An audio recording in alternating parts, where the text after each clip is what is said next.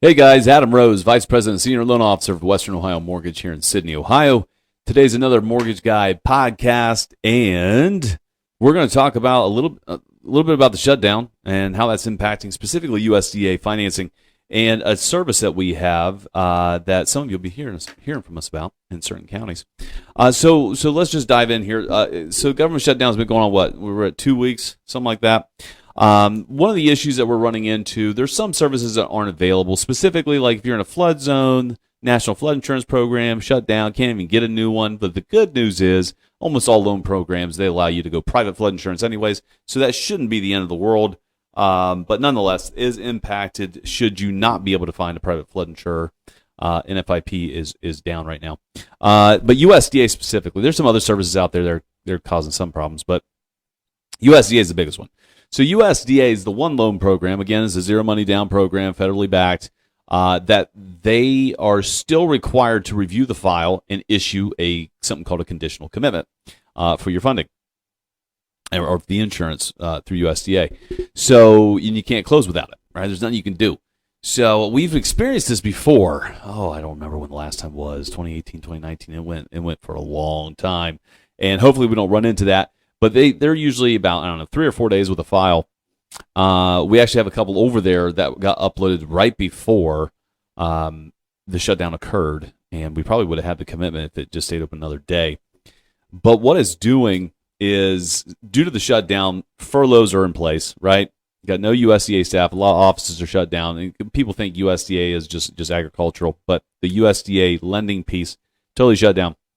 So there's no new loan commitments. There's no guarantees being issued, nothing, which is creating quite a delay in closings and some other problems. Like, I don't even know. Honestly, I should have probably asked and double-checked this if we even have the ability to upload through their portal still during the shutdown.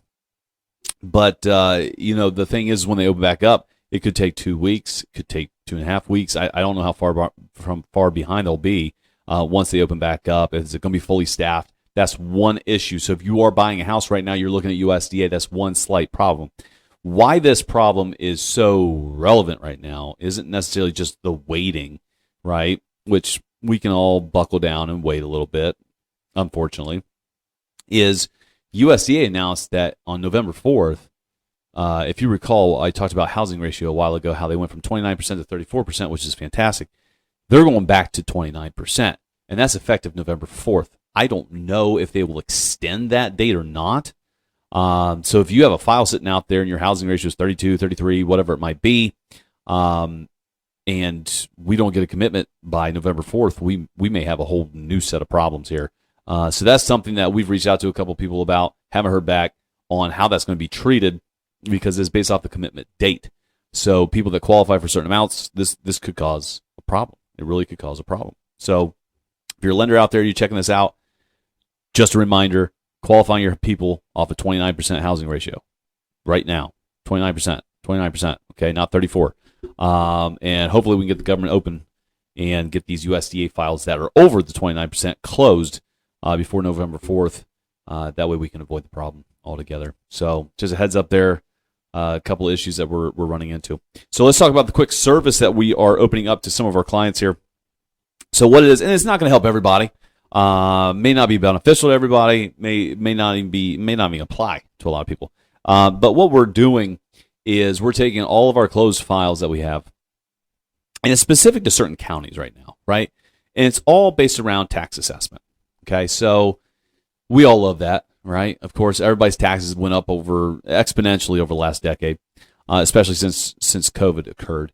And what we're doing is when the reassessment hits during the summer and goes into effect the following year, we have a nice little window in there, basically October till, February, something like that, to basically raise our hand and say, hey, I disagree with this. Let's fight it. So what's happening is, and I'm specifically focusing on Logan and Champaign counties in our market. Those are the two counties that got hit this year on the reassessment that will go into place next year. So what happens is, let's say your taxes went up by, $1,000 for the year. It's almost $100 a month, right? $1,000 for the entire year. We're going to get that assessment. If we disagree with the valuation that they put in place, We have a company that's going to fight it, okay, with the county. And there's no cost to you, the consumer. That's the great thing. All right, there's no cost at all. So if we can save you money, we're going to try. So if we target some of these homes with a tax assessment that went way too high, went overboard, and like the example is went up $1,000 for the year or something like that, it can be as low as $400, $300 a year. Nonetheless, we're going to fight it on your behalf. And how that company gets paid is they split the savings with you. So if it costs you $1,000 in taxes and we got it all the way back down, then you'll save $500 for that year, and then so will the company will get $500. Okay, it'll be a split.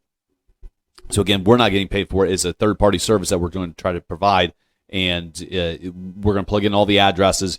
And if we get a good hit, we're going to call you, let you know about that service, and it's up to you if you want to go ahead and take advantage of it or not.